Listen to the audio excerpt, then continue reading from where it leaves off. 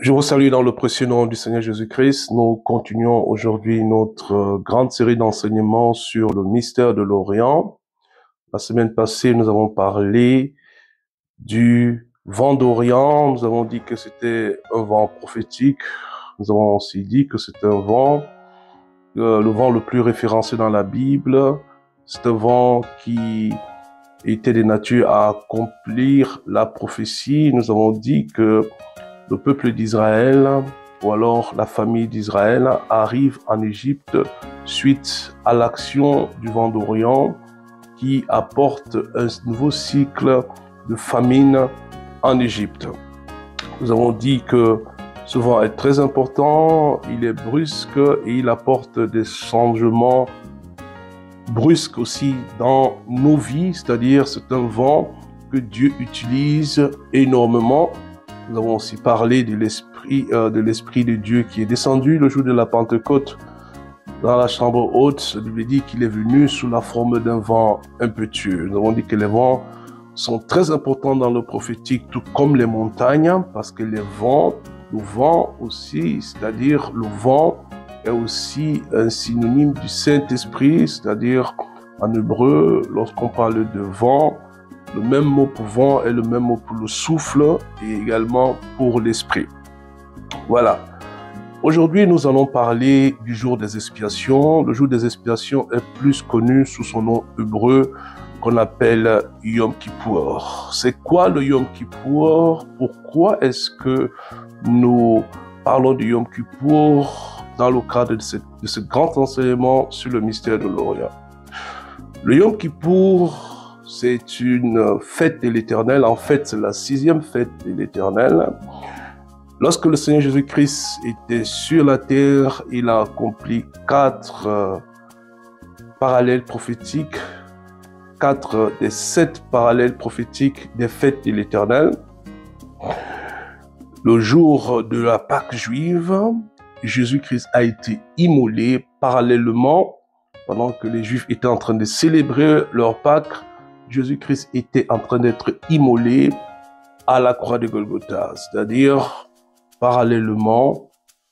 Ce parallèle prophétique s'est accompli, le premier parallèle prophétique de la fête de l'Éternel. Ensuite, le lendemain, les Juifs devaient fêter ce qu'on appelle la fête des pains sans levain. Et la fête des pains sans levain symbolise prophétiquement la mort de Jésus, c'est-à-dire sa sépulture. Sa sépulture, la Bible dit qu'il a passé 3 jours dans le tombeau, et ces 3 jours-là, prophétiquement, symbolisent la fête des pains sans levain. Et le 3e jour, il est ressuscité. La Bible dit qu'il est ressuscité le 3e jour, et le 3e jour, c'est la fête des prémices. La Bible dit dans 1 Corinthiens chapitre 15 au verset 20 que Christ est ressuscité et que c'est lui les prémices d'entre les morts. Donc nous voyons qu'il y a 3 parallèles prophétiques qui sont accomplis au travers de l'action ou de l'œuvre du Seigneur Jésus-Christ à la croix de Golgotha. Il a dit qu'il partirait et qu'il enverrait le Saint-Esprit. Nous avons dit qu'il avait promis le Saint-Esprit étant sur le mont des Oliviers. Le mont des Oliviers qui se trouve à l'orient de Jérusalem, comme nous l'avons déjà dit. Il a dit qu'une puissance viendra sur vous, le Saint-Esprit. Et ce Saint-Esprit est venu sous la forme d'un vent, un vent impétueux sur 120 disciples, et ils ont commencé à parler en langue. Nous l'avons vu la semaine passée. Ça, c'est le 4e parallèle prophétique que le Seigneur a accompli au travers de l'envoi du Saint-Esprit le jour de la Pentecôte. Parce que la Pentecôte, c'est pour nous, les chrétiens ou alors non-juifs, parce que parallèlement, les juifs étaient en train de fêter ce qu'on appelle la fête des semaines. Cette fête devait se tenir 50 jours après la Pâque. Donc, nous voyons le 4e parallèle prophétique qui s'accomplit au travers de l'envoi du Saint-Esprit. Donc, il y a encore 3 parallèles prophétiques à accomplir en ce qui concerne la fête de l'Éternel. Nous avons la prochaine fête qui est la fête des trompettes. La fête des trompettes doit se célébrer le 1er jour du 7e mois. Et le 7e mois c'est le mois de Tishri. Donc Tishri, c'est du 15 septembre au 15 octobre. Je vais m'arrêter ici pour expliquer une nuance dans le calendrier juif. Très important de connaître le calendrier juif en tant que personne prophétique, parce que notre foi vient du judaïsme. Alléluia. C'est-à-dire, la foi que nous prêchons vient du judaïsme. Donc nous devons retourner aux sources pour comprendre les rouages de la prophétie. Nous devons rentrer dans les sources. Je parlais du 7e mois qui est le mois de Tishri. Le mois de Tishri, c'est le mois dans lequel nous nous trouvons actuellement, du 15 septembre au 15 octobre. Et le premier jour du mois de Tishri, la Bible dit que les Israélites devaient fêter la fête des trompettes. Et la fête des trompettes, c'est la Rosh Hashanah, on en a déjà parlé. La Rosh Hashanah, c'est le début de l'année, ou alors plus précisément, étymologiquement, la tête de l'année qui a eu lieu du 22 au 23 septembre. Ça, c'est la 5e fête de l'Éternel. Et cette 5e fête-là est symbolisée par l'enlèvement de l'Église. Parce que la Bible dit, dans le livre de Thessaloniciens, que au son de la dernière trompette, la Bible dit quoi? Que les morts en Christ ressusciteront premièrement, et nous qui sommes vivants, nous les suivrons par après. Donc nous comprenons prophétiquement que la fête des trompettes qui a été fêtée du 22 au 23, qui est la Rosh Hashanah, est une image prophétique de l'enlèvement, puisque la Bible nous dit que c'est au son de la dernière trompette que l'Église sera enlevée, mais tout d'abord, les morts en Christ, ceux qui nous ont précédés, et nous plus tard. En ce qui concerne la 6e fête de l'Éternel, c'est justement la fête que nous considérons aujourd'hui. C'est l'objet de notre thème. C'est le jour des expiations. Et le jour des expiations en lui-même aussi est un parallèle prophétique, c'est-à-dire c'est le grand jour, le jour le plus important en Israël, le jour le plus saint, le seul jour dans lequel le souverain sacrificateur a le droit d'entrer dans le Saint des Saints pour offrir son sacrifice. Et ce Yom Kippour est une fête très importante en Israël. C'est le jour le plus important, comme on l'a dit. Et ce Yom Kippour, prophétiquement, représente, bien aimé, le jugement du monde, la séparation des boucs et des brebis. Souvenez-vous de la parabole du Seigneur. La bouc et brebis, et aussi du blé et des livrets. La Bible dit que lorsque les gens dormaient, il y a un méchant, parlant du diable, qui est venu s'aimer l'ivraie dans le champ. Et les disciples se sont rendus compte, ou alors les serviteurs de ce maître se sont rendus compte selon la parabole. Ils ont dit, est-ce que tu aimerais que nous puissions arracher l'ivraie? Le maître, qui est le Seigneur Jésus, a dit non, laissez le blé et l'ivraie pousser ensemble. Le moment venu, le moment de la récolte, alors les deux seront séparés. Donc, le Yom Kippour, ou le jour des expiations, c'est le jour de la séparation, séparer le peuple d'Israël. C'est-à-dire, vous savez que la sanctification a plusieurs connotations. Et l'une de ces connotations, c'est mettre à part. C'est-à-dire, nous serons mis à part, comme les boucs seront séparés des brebis et le blé sera séparé des livrets. Ici, c'est une image prophétique de Yom Kippour du jugement où Dieu jugera les bons et les méchants. Ici, c'est symbolisé par la sanctification, la purification, comme nous allons le voir tout à l'heure, du peuple de Dieu, tout d'abord en commençant par le sacrificateur lui-même et sa famille, et également tout le peuple d'Israël. Et 5 jours après le Yom Kippour, ou le jour des expiations, c'est la fête des tabernacles. La fête des tabernacles, c'est la dernière fête de l'Éternel, la dernière et septième fête de l'Éternel. Et elle aussi, elle représente un parallèle prophétique, c'est-à-dire que la fête des tabernacles représente notre vie avec le Seigneur dans la Nouvelle Jérusalem, où nous vivrons dans la Nouvelle Jérusalem. Et cela est célébré prophétiquement par la fête des tabernacles. Malheureusement, nous n'allons pas parler de la fête des tabernacles dans ce grand enseignement sur le mystère de l'Orient. Je voulais juste nous placer par rapport à planter le décor par rapport aux 7 fêtes de l'Éternel, qui sont en fait 7 parallèles prophétiques. Voilà. Je disais que Yom Kippour, c'est le jour le plus saint. C'est le jour le plus important dans le calendrier de chaque juif. C'est le jour où tout Israël a les yeux fixés sur le souverain sacrificateur, qui doit faire un rituel qui a aussi un parallèle prophétique par rapport à l'œuvre de Jésus sur la croix. Nous allons le voir.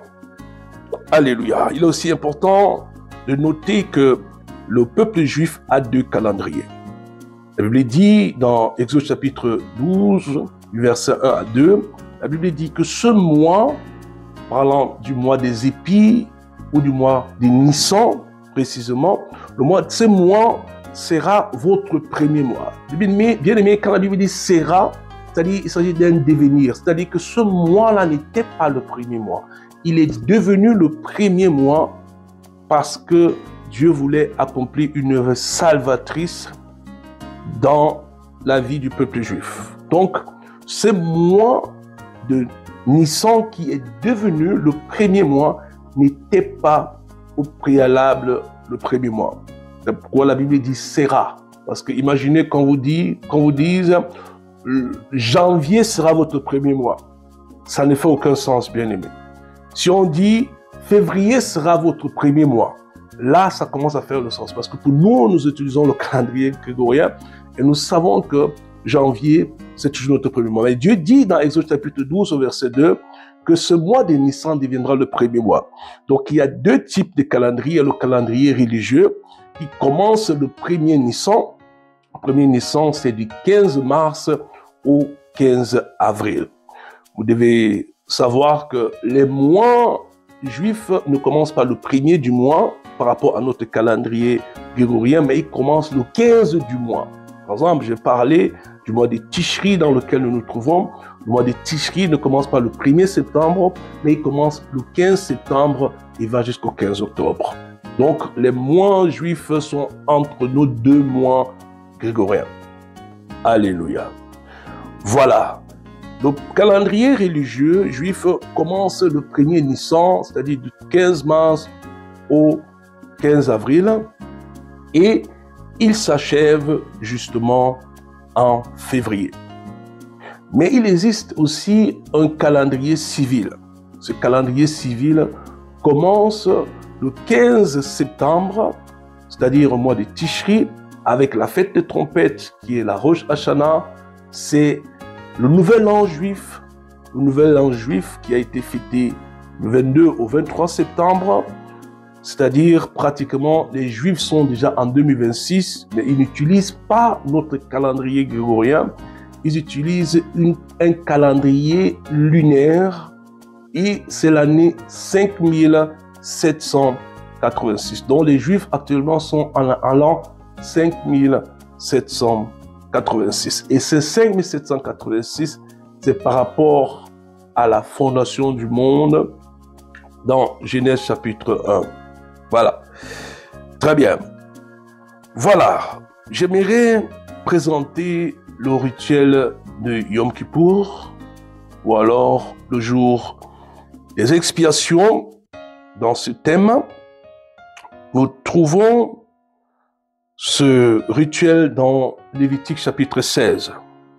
Donc, tout Lévitique chapitre 16 est dédié au jour des expiations. Voici ce que je vais faire. Je vais aller tout doucement et je vais prendre le temps pour expliquer chaque verset par rapport à sa à sa signification prophétique. Il y a plusieurs parallèles prophétiques ici dans ce rituel. Je vais prendre le temps pour expliquer. Alléluia. Lévitique chapitre 16, à partir du premier verset, la Bible dit, l'Éternel parla à Moïse après la mort des deux fils d'Aaron. Il s'agit de Nadab et Abihu. Nadab et Abihu avaient apporté, comme vous le savez, un feu étranger. Ce feu étranger-là a fait en sorte qu'il meure dans le temple. C'était les deux fils aînés du souverain sacrificateur Aaron. Ils sont morts parce qu'ils ont apporté un feu étranger. La Bible dit qu'ils moururent en se présentant devant l'Éternel. J'ai dit qu'il y a beaucoup de parallèles prophétiques ici dans ce rituel. Le premier parallèle prophétique que nous pouvons retenir ici, c'est le parallèle prophétique avec Ananias et Saphira, qui étaient aussi morts dans l'église. Ils étaient deux, Ananias et Saphira. La Bible dit qu'ils avaient vendu un terrain et ils avaient gardé une partie du montant de la transaction. Ils sont venus devant l'homme de Dieu, l'apôtre Pierre, et l'apôtre Pierre leur a posé la question à Ananias. Ananias, est-ce vraiment à ce prix auquel tu as vendu le terrain? Il a dit oui. Et il a dit, parce que tu as menti au Saint-Esprit, voilà, il est tombé, il est mort. Quelques instants plus tard est venue sa femme, Saphira. L'apôtre Pierre lui a posé la même question et elle a dit la même chose, elle est tombée, elle est morte. Vous voyez ici, il y a deux personnes, deux serviteurs, deux sacrificateurs. Souvenez-vous, la Bible dit que nous sommes des rois et des sacrificateurs. Et ici, il s'agit de deux sacrificateurs dans l'Ancien Testament, Abihu et Nadab, qui sont morts. Pourquoi? Parce qu'ils ont apporté le feu étranger. Et nous voyons dans le Nouveau Testament un parallèle prophétique avec Ananias et Saphira, qui apportent aussi un feu étranger, c'est-à-dire le mensonge, et les deux sont morts. Verset 2. L'Éternel dit à Moïse, parle à ton frère Aaron. Voilà. J'aimerais aussi dire, avant de continuer, que le Yom Kippour, ou le jour des expiations, a été instauré après la mort de Nadab et Abihu. C'est-à-dire, c'est après la mort de Nadab et Abihu que Dieu a décidé d'apporter, en fait, de parler de cette fête, de ce jour des expiations, qui est, comme on l'a déjà dit, le jour le plus important dans le calendrier juif. Verset 2, l'Éternel dit à Moïse, parle à ton frère Aaron, afin qu'il n'entre pas en tout temps dans le sanctuaire, au-dedans du voile, devant le propitiatoire qui est sur l'arche, de peur qu'il ne meure, car j'apparaîtrai dans la nuit sur le propitiatoire. Et dans ce deuxième verset, il y a aussi un parallèle prophétique très important à éclairer. Vous savez, l'arche était dans le lieu très saint, et cette arche-là avait un propitiatoire. Le propitiatoire, c'est tout simplement le couvercle de l'arche.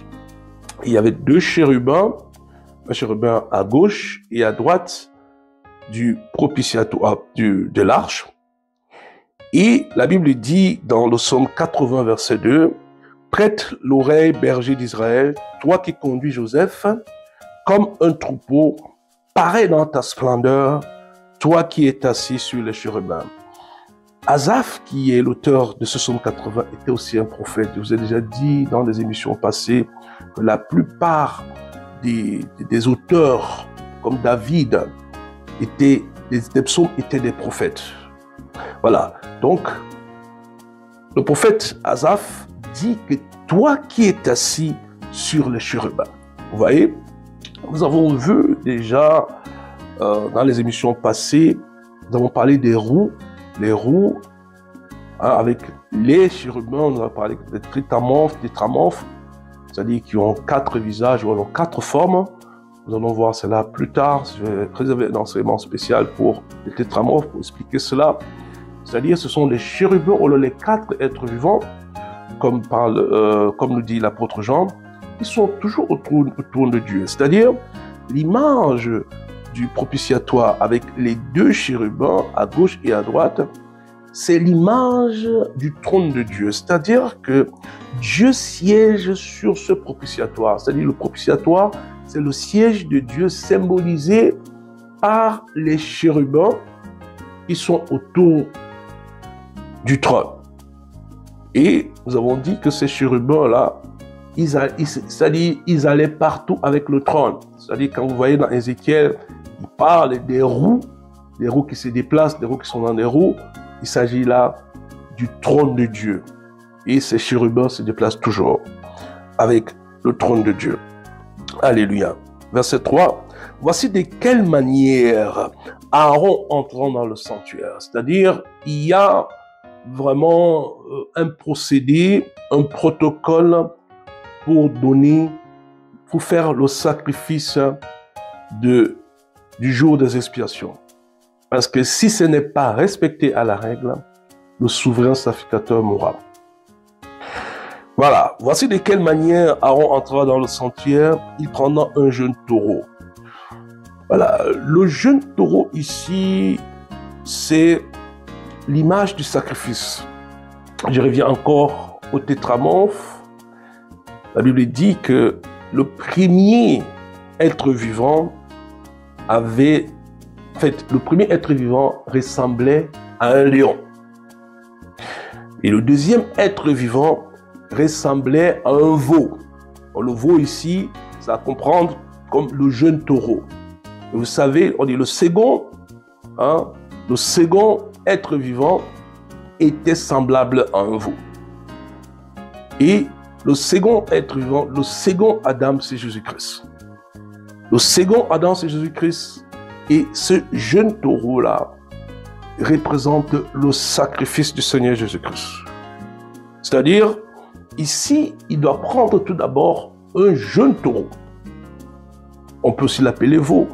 Ce qui renvoie au deuxième tétramorphe qui a la face d'un veau. Parce que la Bible et le troisième tétramorphe ressemble à un être vivant, un humain. Et le quatrième tétramorphe ressemble à un aigle, comme on l'a déjà dit, qui est une image du prophétique. Il prendra un jeune taureau pour le sacrifice d'expiation et un bélier pour l'holocauste. C'est-à-dire, tout d'abord, il doit récupérer un jeune taureau et un bélier pour l'holocauste. Nous voyons ici l'image du témoignage. L'image de deux personnes, deux qui est le chiffre du témoignage. Il y a un taureau et un bélier. Dans ce sacrifice du Yom Kippour, il y a toujours deux animaux. Deux animaux à considérer comme nous allons le voir encore. Ce n'est pas un seul animal qui est sacrifié, mais il y a toujours deux animaux qui sont pris. Tout d'abord, un jeune taureau, on peut aussi dire un veau, et un bélier. Verset 4, il se revêtira de la tunique sacrée de lin et portera sur son corps des caleçons de lin. Il se ceindra d'une ceinture de lin et il se couvrira la tête d'une tiare de lin. Ce sont des vêtements sacrés dont il se revêtira après avoir lavé son corps dans l'eau. Voilà. Le lin symbolise la justice, le lin symbolise aussi la sanctification ou la sainteté. Nous avons dit que la sainteté dans ce sens, c'est le fait de mettre à part, le fait d'être mis à part. Et ça veut aussi dire la purification, la sanctification dans le sens de purifier, de laver les péchés, etc. Mais ici, le souverain sacrificateur doit porter ses vêtements, et ces vêtements sont des symboliques de la sanctification, de la sainteté, du fait qu'il est mis à part pour le peuple avant d'entrer dans le Saint des Saints. Verset 5, il recevra de l'assemblée des enfants d'Israël, vous voyez encore, deux boucs. C'est-à-dire, dans ce sacrifice, il y a toujours deux animaux qui doivent être considérés. Il recevra de l'assemblée des enfants d'Israël 2 boucs pour le sacrifice d'expiation et un bélier pour l'holocauste. Aaron offrira son taureau expiatoire et il fera l'expiation pour lui et pour sa maison. Donc, le rituel de Yom Kippour commence d'abord par la sanctification du souverain sacrificateur. Il ne doit pas rentrer directement dans le Saint des Saints, il doit se purifier lui-même avec le taureau expiatoire, il doit purifier sa famille et aussi symboliquement purifier tout le peuple d'Israël. Verset 7, il prendra les 2 boucs et il les placera devant l'Éternel. À l'entrée de la tente d'assignation, verset 8, Aaron jettera le sort sur les 2 boucs, un sort pour l'Éternel et un sort pour Azazel. Un sort pour l'Éternel et un sort pour Azazel. Je vais ressortir ici, bien aimé, un autre parallèle prophétique. Dans le Nouveau Testament, Jésus-Christ doit comparaître devant Ponce Pilate. Ponce Pilate, à l'époque, était le gouverneur de Judée et Hérode était le gouverneur de la Galilée. C'est lui qui devait rendre le jugement sur Jésus-Christ. La Bible dit que il avait toujours à la fête, souvenez-vous, c'était la fête de Pâques. Nous avons parlé du parallèle de la Pâques où Jésus meurt en même temps que l'agneau pascal juif. L'agneau pascal juif, c'est-à-dire, c'est l'image de Jésus-Christ qui est sacrifié simultanément, parallèlement, pendant que les Juifs fêtent leur Pâques juive, nous les chrétiens, nous fêtons la Pâques chrétienne. Azazel, ici bien aimé, c'est le bouc émissaire. C'est le bouc qui sera envoyé dans le désert.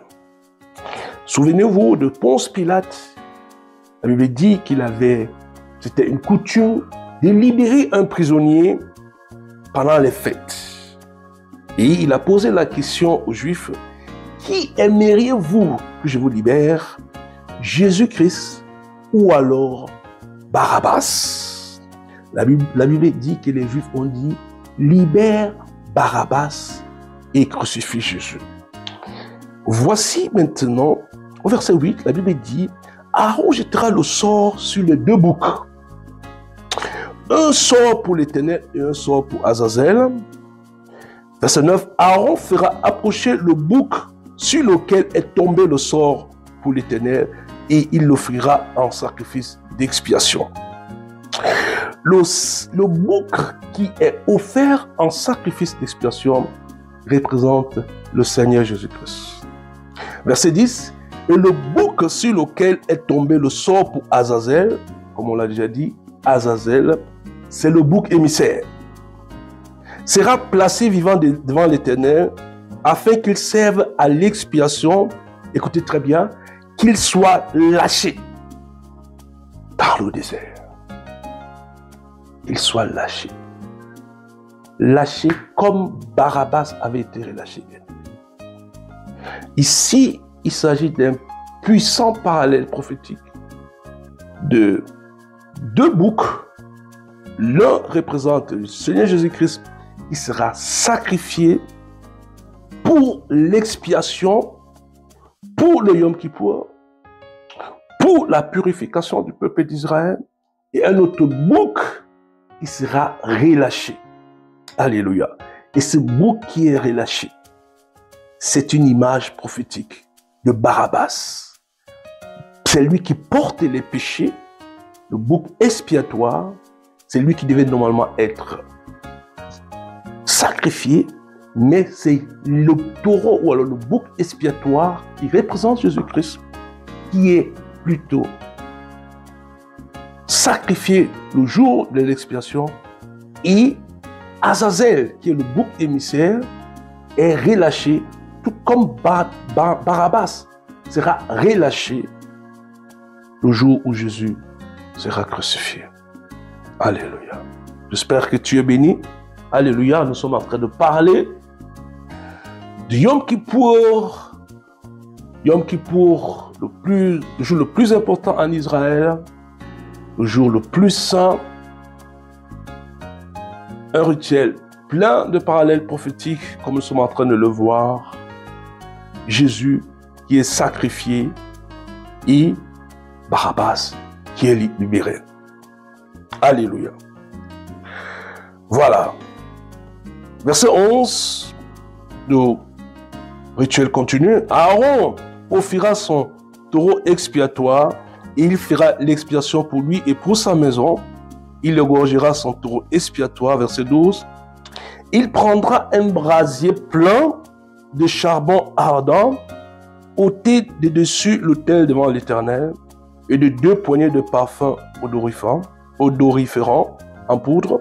Il portera ces choses au-delà du voile.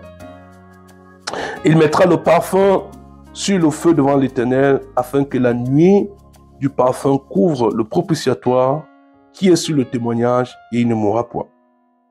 Voilà. Après avoir fait l'expiation pour lui-même et pour sa maison, il doit prendre un brasier. Il doit prendre un brasier. Et ce brasier-là, il doit prendre les charbons, pas des charbons, n'importe quel charbon. Il doit prendre les charbons de l'autel des reins ou alors de l'autel des holocaustes. Pour rectifier, écoutez très bien, l'erreur qu'avaient commise Nadab et Abihu, qui avaient apporté un feu étranger, c'est-à-dire un feu qui n'avait pas été, qui ne venait pas de l'Éternel. Et souvenez-vous, nous avons dit que l'autel des reins est placé juste en face de l'entrée du tabernacle. Et nous avons aussi dit que cet autel des reins était à l'Orient. Nous avons aussi dit qu'il y avait une seule entrée dans le tabernacle de Moïse et que cette entrée était à l'Orient. Donc, le souverain sacrificateur devait se munir d'un brasier, récupérer le charbon, pas n'importe quel charbon, le charbon de la présence de Dieu, de l'autel des holocaustes. Il devait le mettre dans son brasier et il devait se rendre auprès de l'autel des parfums qui est séparé. L'autel des parfums est près du lieu très saint. Il devait récupérer, il a dit la Bible, du parfum. Et il devait mettre, il prendra ce parfum-là, il le mettra dans le brasier et il y aura une nuée. Et nous savons que la nuée, c'est l'image de la gloire de Dieu. Nous avons dit que la gloire de Dieu venait de l'Orient. Que la gloire de Dieu quittait le temple de l'Orient. Que la gloire de Dieu passait par la porte de l'Orient. Et elle se déposait sur le mont des Oliviers afin de quitter Israël. Et que la gloire de Dieu revient en Israël par la porte de l'Orient. Et Jésus, qui est le symbole de la gloire de Dieu, rentre à Jérusalem, écoutez très bien, bien-aimés, par la porte de l'Orient, en passant par le mont des Oliviers. Nous l'avons vu dans l'émission, il y a de cela 2 semaines, nous avons parlé du mont des Oliviers. Comment est-ce que Jésus rentre à Jérusalem? Il entre par la porte de l'Orient. Mais comme nous l'avons dit, cette porte est fermée depuis le XVIe siècle. Voilà, écoutez très bien, verset 14, il prendra du sang du taureau et il fera l'aspersion avec son doigt sur le devant du propitiatoire, écoutez, vers l'Orient. Vers l'Orient, bien-aimé. C'est-à-dire, lorsqu'il entre dans le Saint des Saints, il a le droit d'entrer dans le Saint des Saints un seul jour par an. Et ce jour, c'est le jour de Yom Kippour. Si vous voulez, le jour des expiations. Et quand il entre dans le Saint des Saints, il a un brasier en main, il met le parfum, et ce parfum produit une nuée qui représente la gloire de Dieu qui vient de l'Orient, et il doit faire l'aspersion, c'est-à-dire asperger le sang pas n'importe où. Il ne doit pas l'asperger à l'ouest, il ne doit pas l'asperger au nord, il ne doit pas l'asperger au sud, mais l'Écriture dit qu'il doit asperger cela à l'Orient. Vous voyez. Donc, le Yom Kippour, ou le jour des expiations, rentre dans le mystère de l'Orient. Nous avons encore une émission devant nous, bien-aimés, où je vais vous déballer ce que c'est vraiment ce mystère. Mais peu à peu, avec chaque émission, je vous présente un nouveau mystère. Que les événements prophétiques se passent à l'Orient. Comme je vous l'ai dit, ce n'est pas un hasard. C'est que c'est un scénario bien structuré dans l'Écriture où Dieu a choisi l'Orient pour accomplir les choses prophétiques. Nous avons vu au début que le jardin d'Éden était à l'Orient et que l'arbre de vie était à l'Orient du pays du jardin d'Éden. Ça, nous l'avons vu. Nous avons vu que la montagne préférée de Jésus se trouvait à l'Orient, qu'il entre la dernière fois à Jérusalem par l'Orient. Nous avons aussi dit que la gloire quitte le temple par la porte de l'Orient et elle se dépose sur le mont des Oliviers avant de quitter. Maintenant, nous sommes encore en train de voir un autre mystère. Le souverain sacrificateur qui entre une fois par an pour faire l'expiation, et il fait l'expiation où? Vers l'Orient. Comme vous pouvez le constater, bien-aimés, ceci n'est pas un hasard. C'est un scénario bien structuré que nous allons finir de déballer la semaine prochaine. Ce n'est pas un hasard, c'est le lieu de la gloire de Dieu. C'est là où la gloire de Dieu entre, c'est là où la gloire de Dieu quitte également. C'est le lieu où nous avons vu la semaine passée, où l'ange vient du soleil levant, Anatolée, on l'a dit au début, on expliquait, il vient dire aux 4 anges qui étaient aux quatre coins de ne pas lâcher souvent et de ne pas faire du mal aux hommes jusqu'à ce que les serviteurs de Dieu que nous sommes soient marqués du sceau. Parce que cet ange qui venait de l'Orient, là, qui venait du soleil levant, il avait le sceau de Dieu. C'est-à-dire il venait de la présence de Dieu. Il est sorti par l'Orient pour venir sur, je dirais pas sur la terre, mais dans le monde spirituel. Et c'est de là qu'il dit de ne pas faire du mal au peuple, aux hommes. Alléluia. Alléluia. Dans le rituel de Yom Kippour, Jésus joue 2 rôles. Il joue le rôle de la victime expiatoire, qui est le bouc ou le taureau, mais il joue également le rôle du souverain sacrificateur. Je vais vous montrer tout à l'heure un autre parallèle prophétique, c'est-à-dire que le souverain sacrificateur, le jour de Yom Kippour, représente Jésus-Christ qui va faire un sacrifice. La Bible dit, parle de Jésus-Christ comme étant un souverain sacrificateur. Souvenez-vous de l'apôtre et le souverain sacrificateur de la foi que nous professons. Alléluia. La Bible dit dans Hébreux chapitre 9, versets 11 à 12, « Mais Christ est venu comme souverain sacrificateur des biens à venir. Il a traversé le tabernacle, plus grand et plus parfait. Il a traversé le tabernacle. Il a traversé le tabernacle, dit la Bible. Comme Aaron, le souverain sacrificateur, a traversé le tabernacle. Alléluia. Il a traversé le tabernacle. Il est entré dans le Saint des Saints.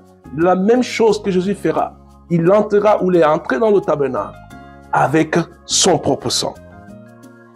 Hein? La Bible dit, il a traversé le tabernacle plus grand et plus parfait, qui n'est pas construit de main d'homme, c'est-à-dire qui n'est pas de cette création. Il est entré une fois pour toutes dans le lieu très saint. Non avec le sang des boucs et des veaux, comme nous venons le voir dans Yom Kippour, mais avec son propre sang ayant obtenu une rédemption éternelle. Alléluia. Ici, le rituel de Yom Kippour est un parallèle à ce que Jésus fera. C'est-à-dire, c'est une image, c'est l'ombre, la Bible dit l'ombre des choses à venir. C'est-à-dire, ce parallèle prophétique montre comment Jésus agira également. Parce qu'il est la victime expiatoire qui a été accompagnée par Azazel. Azazel qui est Barabbas, bien aimé. Barabbas viendra dans le Nouveau Testament. Mais Barabbas est déjà représenté dans l'Ancien Testament comme Azazel, celui qui sera relâché.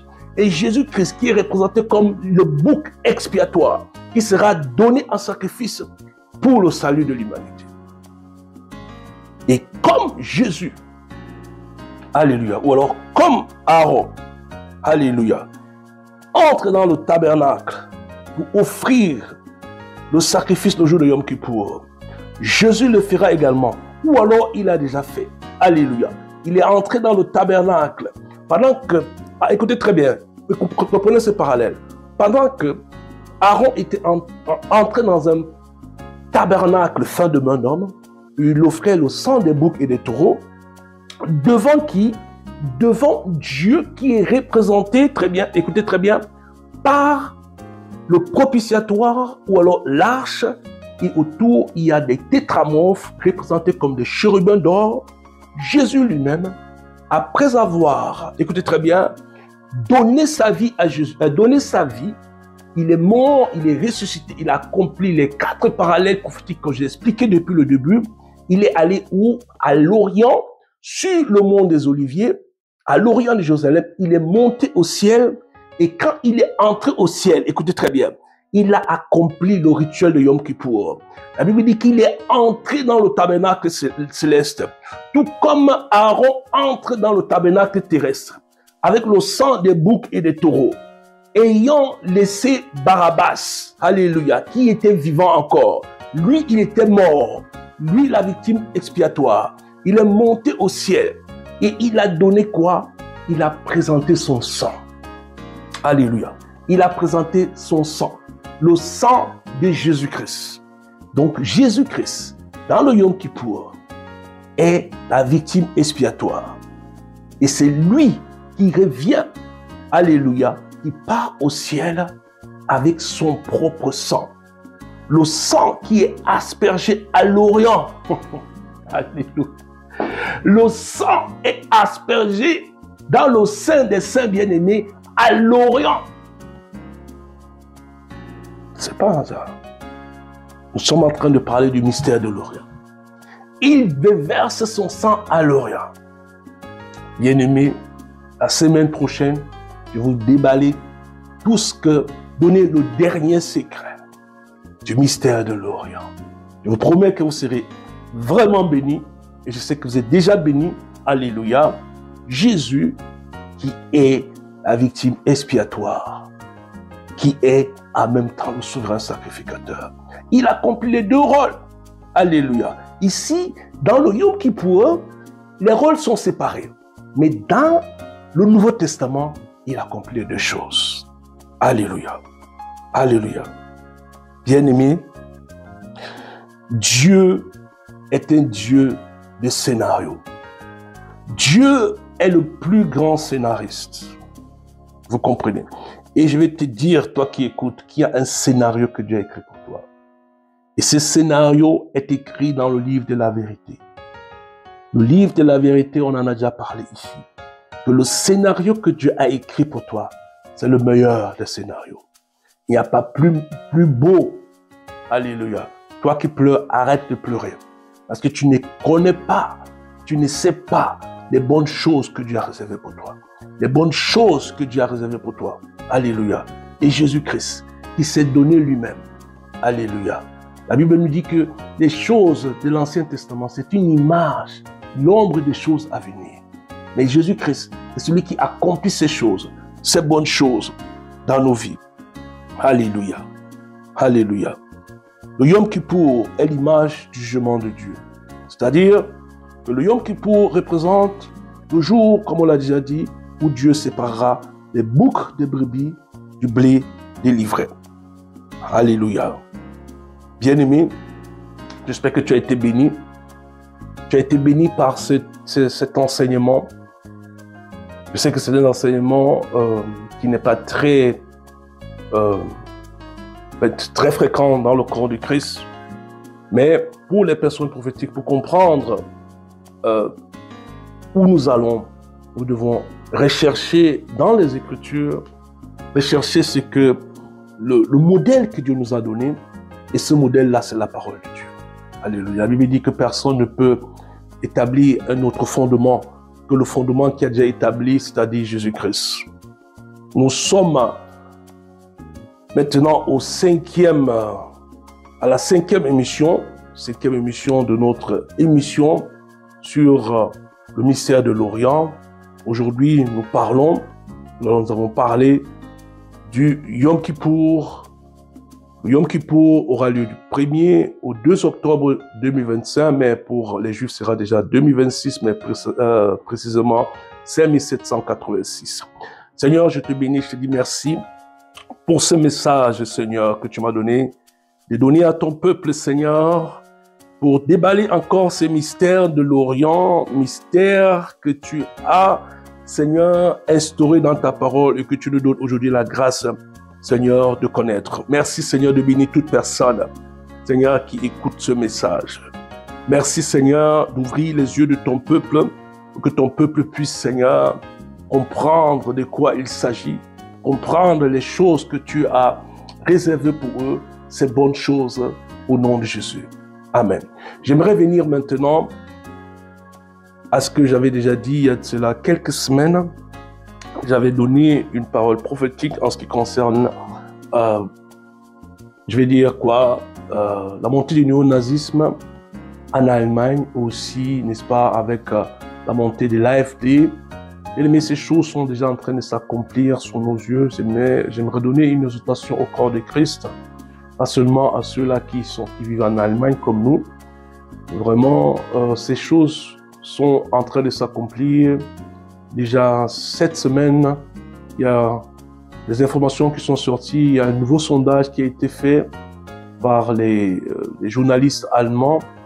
Et ce nouveau sondage montrait que l'AfD est maintenant le plus grand parti en Allemagne. C'est-à-dire que si on faisait les élections aujourd'hui, c'est l'AfD qui serait vainqueur. Ces choses ne sont pas encore vraiment actées, mais nous voyons déjà le décor qui est planté. Nous, en tant qu'enfants de Dieu, nous devons faire très attention. Nous ne devons pas attendre que ces choses arrivent de façon effective. Parce que pour l'instant, c'est la CDU qui est encore au pouvoir. Mais nous voyons, comme l'Esprit de Dieu le disait il y a quelques semaines, une montée de ce pouvoir, de ce parti-là. Ce parti néo-nazi, il faut le dire, oui, qui est en train de prendre de l'ampleur. Ne dis pas que non, moi, je n'ai que mon boulot, j'ai mon boulot ou j'ai mon entreprise. Tu risques dans quelques années ou quelques mois de ne plus avoir cette entreprise ou ce job-là. Parce que vous savez très bien que ces gens ont je vais dire quoi, des politiques très radicales. Du temps de la Deuxième Guerre mondiale, il y a ce qu'on appelle l'expropriation. Vous avez entendu parler de ça, c'est-à-dire on prenait les biens des Juifs et on les donnait aux Allemands, etc. Donc, j'aimerais exhorter le peuple de Dieu vraiment à ne pas croiser les bras et dire que voilà, moi j'ai mon travail, mes enfants vont bien, ou alors mon business va bien. Ce business, dans quelques mois, dans quelques années, tu risques de ne plus l'avoir. J'exhorte le peuple de Dieu de s'élever dans la prière. La prière est un moyen pour pouvoir arrêter ou du moins atténuer ces choses-là. Alléluia. Voilà l'exhortation que j'aimerais nous donner, de ne pas attendre que ces choses soient vraiment accomplies. Ces choses sont déjà en train de s'accomplir, c'est-à-dire, bien aimé, il y a ce qu'on appelle un processus d'accomplissement d'une prophétie. Et nous le voyons déjà comment un parti qui n'était pas, qui a cela peut-être 15 ans, n'était pas au Bundestag. Le Bundestag, c'est le Parlement allemand qui devient à peine 15 ans plus tard le plus grand parti en Allemagne. Nous devons nous lever, bien aimés, nous, en tant qu'enfants de Dieu. Vous savez très bien que ces gens, vous savez, des gens de couleur comme nous, etc., je n'en dirai pas plus. Nous devons être sages comme des serpents. C'est ce que Jésus a dit, d'être sages comme les serpents. Nous devons nous lever et prier vraiment pour éliminer ou du moins atténuer ces choses pour que nous continuions de vivre en paix dans ce pays. Voilà le message. Une exhortation que j'aimerais donner au peuple de Dieu. Que ces choses ont déjà été dites par la prophétie. Et ces choses sont dans un processus d'accomplissement. Prenons garde par la parole prophétique qui nous a été donnée de la part du Seigneur. Veillons en sorte que nous puissions faire tout pour que ce parti ne puisse pas vraiment, je vais dire, nous gâcher la vie sur la terre.